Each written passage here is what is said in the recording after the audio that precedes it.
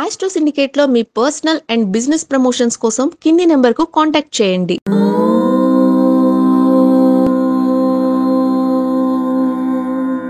ఓం శ్రీ గురుభ్యో నమః. హరి ఓం.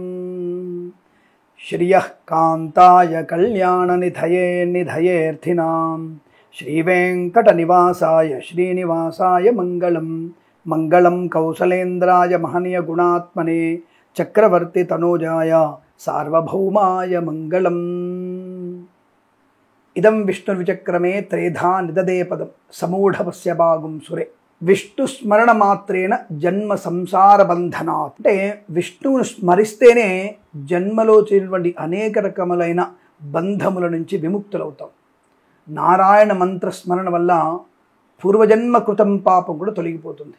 అటువంటి ఏకాదశి మన అదృష్టం కొద్దీ ఈ ఏకాదశి తిథులు, ద్వాదశి తిథులు, గజలక్ష్మి వ్రతము, అంటే ఇవాళ గజలక్ష్మి వ్రతం ఉంది. అంటే ఈ గజలక్ష్మి వ్రతం ఏం చేయాలంటే సాయంత్రం పూట కొన్ని ఏనుగు బొమ్మల్ని ఎవరికైనా బ్రాహ్మణుడికి ఆడవాళ్ళకి దానంగా ఇవ్వాలి. సరే, మనకి సాయంత్రం వీలైతే సాయంత్రం ఇచ్చేయండి. రేపు ఏకాదశి వ్రతం సర్వేషాం పరివర్తన ఏకాదశి. పరివర్తన ఏకాదశి గుర్తుపెట్టుకోండి. అంటే మనలో చేసినటువంటి అనేక పాపకర్మల నుంచి విముక్తి కలగడానికి, పరివర్తన పొందడానికి, మనల్ని మనం గుర్తించడానికి ఏకాదశి. అసలు ఈ ఏకాదశి వ్రతం పొద్దున ఏం చేయాలి? తప్పకుండా స్వామివారికి అంటే ఈరోజు తలంటు స్నానం చేయాల్సిందే, నక్తముగా ఉండవలసిందే. అశక్తులైన వారు ఏదైనా సరే పక్వము కాని పదార్థము లేదా ఫలములు, మరి కాఫీ టీలు కాచాలి కదండి. కొంతమంది కాఫీ టీ తాగకపోతే బహిర్భూమికి వెళ్ళడం కష్టంగా ఉంటుందిగా. అలాంటి వాళ్ళు సరే కాఫీ కాకుండా కాస్త తేనీరు, కాసిన పాలు తాగండి. మరి కాఫీ తాగుదంటే దాంట్లో కెఫిన్ అనే పదార్థం ఉంటుంది, మత్తు పదార్థం ఉంటుందిగా. దానివల్ల నిద్ర లేకపోతే ఇబ్బంది అవుతుంది. కాబట్టి ఆకలి లేకపోతే నిద్ర ఎక్కువ వస్తుంది, కాఫీ తాగి ఇంకెక్కువ నిద్ర వస్తుంది. కాబట్టి కాస్త కాఫీ కన్నా ఏకాక్షరి అంటే టీమే బెటర్ అన్నమాట. అలా తాగుతూ స్వామివారి నామస్మరణ చేస్తే చాలు. అలాగే ఈరోజు ప్రాతకాలంలో ఒక చిన్న కలశాన్ని ఏర్పాటు చేసుకొని ఆ కలశంలో విష్ణుమూర్తిని ఆవాహన చేయండి. విష్ణుమూర్తి ఆవాహన చేయాలంటే ఎలా స్వామి, మాకు రాదు కదా, పంతులకే మంత్రాలు వస్తాయి కదా అంటే ఆ విష్ణుమూర్తి ఆకారంలో స్వామివారిని కొబ్బరికాయ పెట్టేసి జాకెట్ ముక్క పెట్టి ఆ కలశాన్ని గంధం నామం పెట్టి ఆ స్వామివారి మీద శ్రీ నమో భగవతే వాసుదేవాయ లేదా నమో నారాయణాయ ఆవాహయామి స్థాపయామి పూజయామి అని 2 అక్షంతలు వేసి నమస్కారం చేసుకొని విష్ణు సహస్రనామపారాయణ చేయండి. కలశంలో ఏం పోయాలి? నీళ్లు వేయండి. ఇంకా వీలైతే కాసింత పచ్చకర్పూరం, ఒక 4 చుక్కల గోమూత్రం, గంగ నీళ్ళు ఉన్నాయి కదా, మనం తెచ్చుకున్న గంగ నీళ్ళు ఉంటాయి కదా, గంగ నీళ్ళు వేసి అసలు ఆ స్వామి వారికి ఆవు నెయ్యితో దీపం పెట్టండి. ఇవాళ ఆ కలశాన్ని వెంకటేశ్వర స్వామిలాగా, విష్ణుమూర్తిలాగా గదా పద్మము వనమాల అలంకరణ అంటే శంఖము చక్రము గదా పద్మము వనమాల అలంకృతటువంటి ఆ కలశం పైన విష్ణుమూర్తి స్మరణ చేయండి. కలశంలో స్వామివారి నీళ్లలో ఆవాహనం చేసి దాంట్లో ఒక రాగి బిళ్ళ కానీ వేసి కాస్త పచ్చగర్పూరం వేసేసి స్వామివారి ఆహ్వానం చేసి విష్ణు సహస్రనామ పాలన శ్రద్ధగా చేసి ఆ తదుపరి ఓ కొబ్బరికాయ కొట్టి అలాగే ఆ స్వామివారికి ధూప దీప నైవేద్యాలు ఇచ్చి ఆవు నెయ్యితో దీపం పెట్టండి, మర్చిపోవద్దు.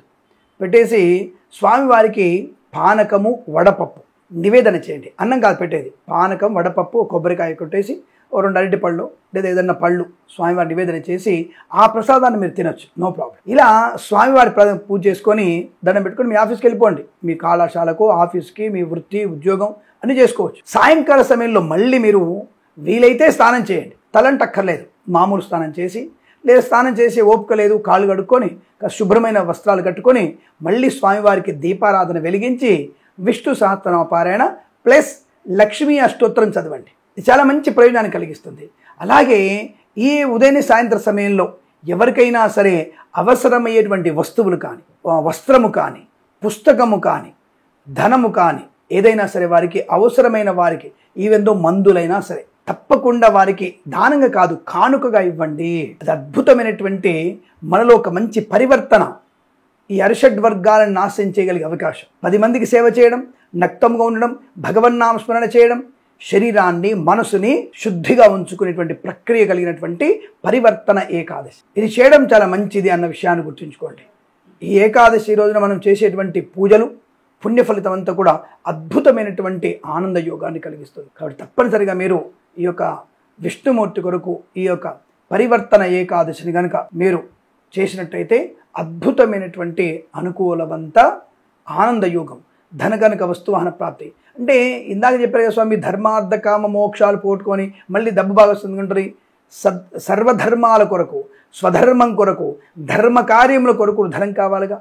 ఇప్పుడు నువ్వు 10 మందికి ఏదైనా అన్నదానం చేయాలి, డబ్బు లేకుండా అన్నదానం ఎలా చేస్తావు?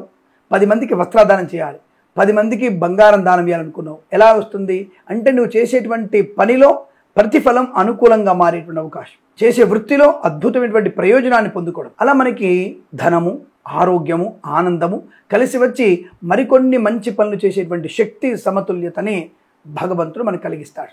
అందుకోసమే మంచి ధన ప్రాప్తి ఉంటుందని చెప్తున్నాను మీకు. దాన్ని అలాగే ఈ రోజున వీలైతే తల్లిదండ్రుల నామస్మరణ, తల్లిదండ్రులు జీవించినట్లయితే వాళ్ళకి పాదసేవ చేసుకోవడం వల్ల కూడా మంచిది.